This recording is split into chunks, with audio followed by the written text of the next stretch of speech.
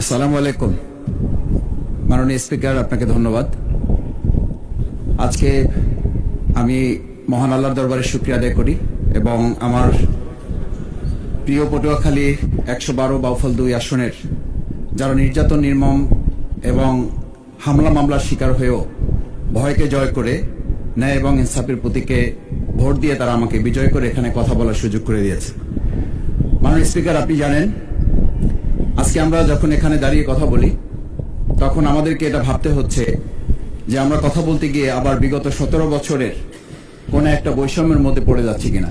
কিন্তু আমাদেরকে এটা ভাবতে হচ্ছে আমরা যখন এখানে দাঁড়িয়ে কথা বলছি, আমাদের কথা বলার সময় শহীদ শরীফ ওসমান হাদি ইনসাফের পক্ষে কথা বলার সময় বলেছিল, আমার প্রতি যে জুলুম করবে আমি তার সাথেও ইনসাফ করতে চাই।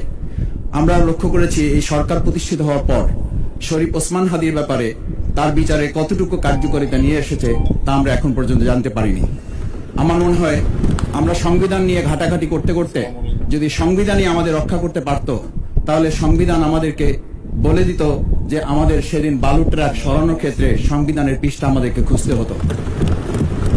সংবিধান যদি আমাদেরকে রক্ষা করতে পারত, তাহলে ৭২-এর সংবিধানের আলোকে আজকে আমাদের এখানে থাকার কথা না।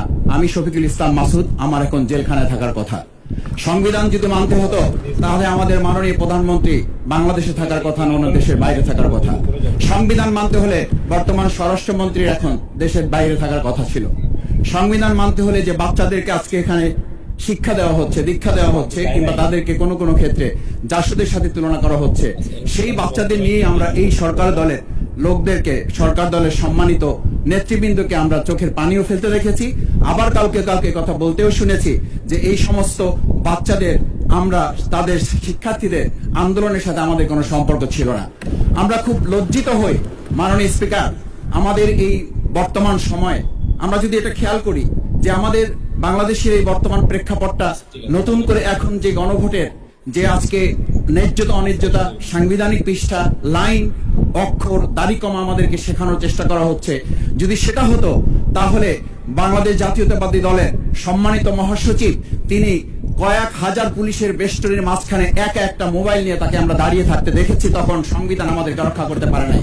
মাননীয় স্পিকার, আমি ৩৫০ মামলা নিয়ে ৭ মাসের ব্যবধানে, আপনিও আমার ২-১টা মামলাতে আপনি আমাকে সহযোগিতা করেছেন, সেটা এই সুযোগে ধন্যবাদ জানাতে চাই। আমার ৩৫০ মামলা জামিন করতে ৭ মাস সময় লেগেছে, আমার বের হতে সময় লেগেছে ৪.৫ বছর। আমি সেই ৪.৫ বছরে ৩ বার রিঅ্যারেস্ট হয়ে ২ বার গুম হয়েছি। আমি তখন ডিজিএফআই, এনএসআই, ডিবিএসবির কাছে জানতে চেয়েছিলাম আমার সামনে দিয়ে বড় বড় নেতারা বের হয়ে যাচ্ছে, আমার অপরাধটা কি? তখন বলেছিল তারা হুমকি না, হুমকি হচ্ছেন আপনারা। আমাদেরকে যখন শেখ হাসিনার শেষ সরকার নিষিদ্ধ করেছিল, তখন তারা ১৪ দল মিটিং করে বলেছিল এই জামাত শিবির হচ্ছে সবচেয়ে বড় সমস্যা, তাদেরকে নিষিদ্ধ করলে এই আন্দোলন থেমে যাবে। আজ একটা কথা পরিষ্কার বলতে চাই, এই গণবিপ্লব নিয়ে আমাদের মাথা ব্যথার মূল কারণ হচ্ছে এখানেই শেখ হাসিনা আমাদেরকে যথার্থ টার্গেটটা করেছিল। সেই টার্গেটের মূল লক্ষ্য ছিলাম আমরা। আমাদেরকে বলা হয়েছিল একটা গুলি করলে একটা সরে, বাকিগুলো লড়ে না। সেই লড়ে না লোকগুলো ছিলাম আমরা, মাননীয় স্পিকার, যার কারণে আমাদেরকে তারা ভয় পায়। আমরা এখন বর্তমান সময় ভিডিও দেখতে পাই যে শেখ হাসিনা বাইরে থেকে বলেছিল আমরা এই দলকে ভোট দিতে বললাম, আর সেই দল আমাদের সাথে আবার বিশ্বাসঘাতকতা করেছে। আমরা সেই শেখ হাসিনার বক্তব্য শোনার পর আমরা কাউকে আজকে এখানে বলতে শুনে নাই শেখ হাসিনার ওই বক্তব্য সঠিক নয়। এই মানুষ প্রতারিত হয়েছে, বেইমানি করা হয়েছে।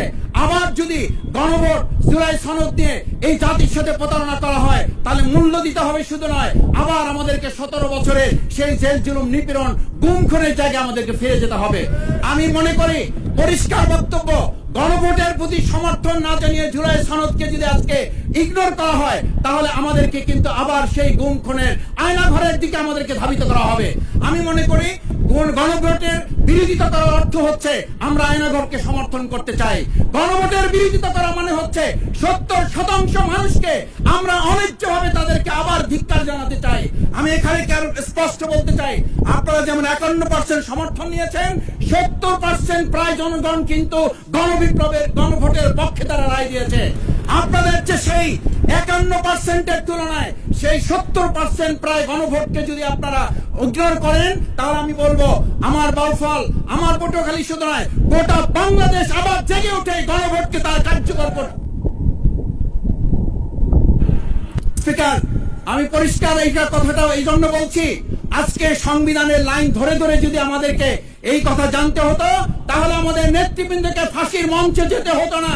আমার মতো ছোট মানুষের কাছে সে সময় ডিজিএফআর কাছে প্রস্তাব এসেছিল, আপনারা কি চান, মন্ত্রিত্ব চান, দেশ পরিচালনা চান, সবকিছু দেওয়া হবে, শুধু শেখ হাসিনার নীতিতে আপনারা আসেন। সেই নীতি তো ছিল ৭২ সংবিধান, সেই নীতি নিয়ে আজকে কেন এখানে এত কথা বলা হচ্ছে? আমরা পরিষ্কার জানি, আমরা যদি সেই ৭২ সংবিধানকে ভালোবাসি, তাহলে এখানকার নেতৃবৃন্দ এবং মরহুমা বেগম খালেদা জিয়া নিজে বলেছিল, আমরা সুযোগ পেলে এই সংবিধানকে আমরা ছুঁড়ে ফেলে দেব। সেই সংবিধানের প্রতি আজকে বর্তমান সরকারি দলের কেন এত প্রেম জাগ্রত হয়েছে, এটা বাংলাদেশের মানুষের জানার অধিকার আছে। আমি আমার প্রিয় বাউফলের মানুষের প্রতি ভালোবাসা শ্রদ্ধা জানাই। যেই বাউফলবাসী আমার দাবি আদায়ের জন্য, আমার এলাকার মানুষের অধিকার আদায়ের জন্য এখানে দিয়েছে, আমি সেই অধিকার। ধন্যবাদ মাননীয় সদস্য।